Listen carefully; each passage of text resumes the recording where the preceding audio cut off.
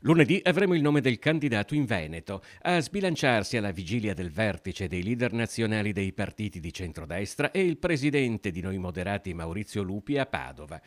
Il 16 luglio è un primo incontro di un'ora e mezza a Palazzo Chigi tra Meloni, Salvini, Tajani e Lupi si era arenato al punto che, secondo quanto riferito in ambienti parlamentari, alla fine Meloni avrebbe detto: o troviamo un accordo o decido io.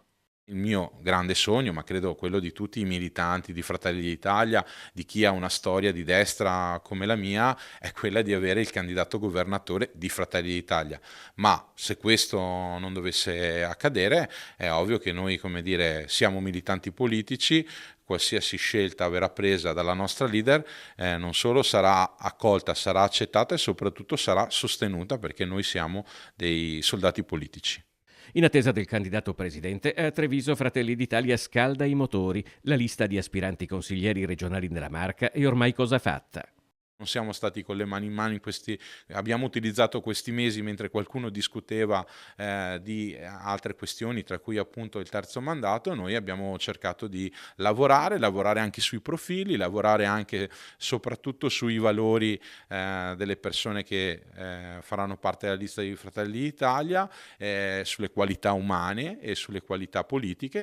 Chi abbia insistito a dibattere sul terzo mandato è evidentemente la Lega, ma la stoccata del segretario trevigiano di Fratelli d'Italia è poca cosa rispetto alle polemiche tra il Carroccio e Forza Italia. Il capogruppo alla Camera Paolo Barelli ha definito i leghisti ignoranti sullo ius scholae.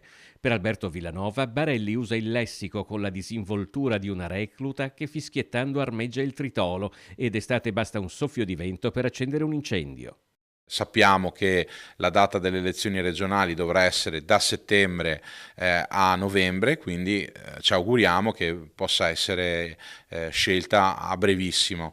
Fratelli d'Italia è il primo partito, è stato il primo partito alle elezioni politiche, alle elezioni europee, ci auguriamo possa esserlo anche alle elezioni regionali e io da presidente provinciale, insieme a tutti i dirigenti, militanti, amministratori locali, lavoro perché questo accada.